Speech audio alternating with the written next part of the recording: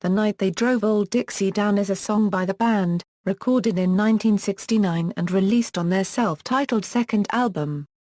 Joan Baez's cover of the song was a top 5 chart hit in late 1971. Meaning, the song was written by Robbie Robertson. The lyrics tell of the last days of the American Civil War and the suffering of white Southerners, as evidenced by the lyric "The Winter of '65. Dixie is a nickname for the Southern Confederate States. Confederate soldier Virgil Cain served on the Danville train. Union cavalry regularly tore up Confederate rail lines to prevent the movement of men and material to the front where Robert E. Lee's Army of Northern Virginia was besieged at the Siege of Petersburg.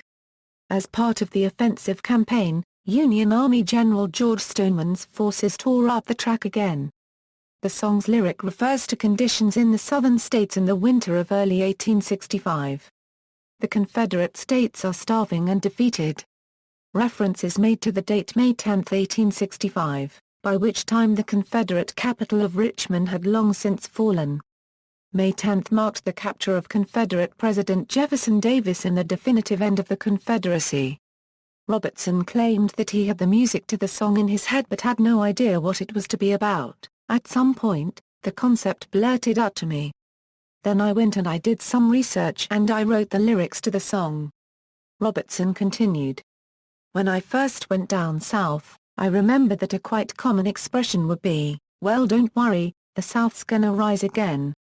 At one point when I heard it I thought it was kind of a funny statement and then I heard it another time and I was really touched by it. I thought, God, because I keep hearing this, there's pain here, there is a sadness here. In Americana land, it's a kind of a beautiful sadness. Context within the album and the band's history. According to Rob Bowman's liner notes to the 2000 reissue of the band's second album, The Band, it has been viewed as a concept album, with the songs focusing on peoples, places and traditions associated with an older version of Americana. Though never a major hit, Dixie was the centerpiece of the record, and, along with The Weight from Music from Big Pink, remains one of the songs most identified with the group. The band frequently performed the song in concert, and it can be found on the group's live albums Rock of Ages and Before the Flood. It was also a highlight of their farewell concert on Thanksgiving Day 1976, and is featured in the documentary film about the concert, The Last Waltz, as well as the soundtrack album from the film. It was number 245 on Rolling Stone magazine's list of the 500 greatest songs of all time. Pitchfork Media named it the 42nd best song of the 60s. The song is included in the Rock and Roll Hall of Fame's 500 Songs That Shaped Rock and Roll, and Time magazine's All-Time 100. The last time the song was performed by Levon Helm was in The Last Waltz. Helm, a native of Arkansas, has stated that he assisted in the research for the lyrics. In his 1993 book This Wheel's on Fire, Helm writes, "Robbie and I worked on The Night They Drove Old Dixie Down up in Woodstock. I remember taking him to the library so he could research the history and geography of the era and make General Robert E. Lee come out with all due respect." Helm refused to play the song after 1976 even though he held concerts, which he called Midnight Rambles, several times a month at his private residence in Woodstock, New York. Reception. Ralph J. Gleason of October 1969, explains why this song has such an impact on listeners. "Nothing I have read has brought home the overwhelming human sense of history that this song does. The only thing I can relate it to it all is the Red Badge of Courage. It's a remarkable song, the rhythmic structure, the voice of Levon in the bass line with the drum accents and then the heavy close harmony of Levon, Richard and Rick in the theme, make it seem impossible that this isn't some traditional material handed down from father to son straight from that winter of 1865 to today. It has that ring of truth and the whole aura of authenticity."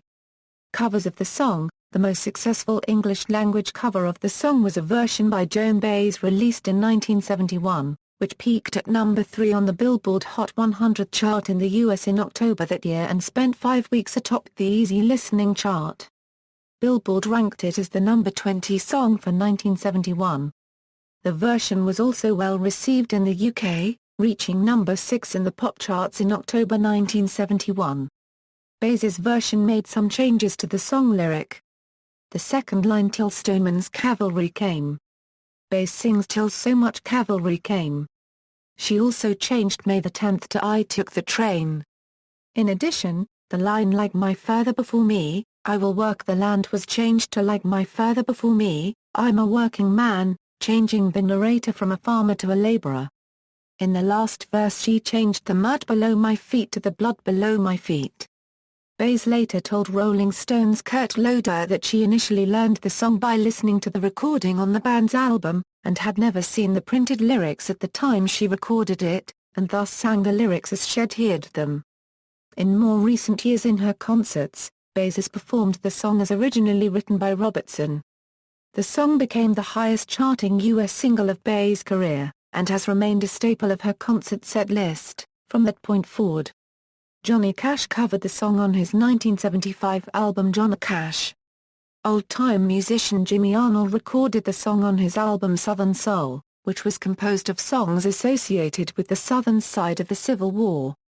A fairly large-scale orchestrated version of the song appears on the 1971 concept album California 99 by Jimmy Haskell, with lead vocal by Jimmy Witherspoon. Others to record versions include Don Rich, Steve Young, John Denver, the Allman Brothers Band, Derek Warfield. In 1972, a cover of the song called Tag als Conny Kramer Starb was a #1 hit in West Germany for singer Juliane Werding.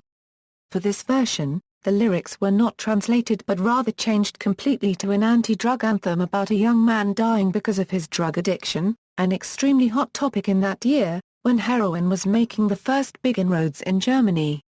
In 1986, the German band Die Goldenen Zitronen made a parody version of this song with the title Tag als Thomas Anders Starb.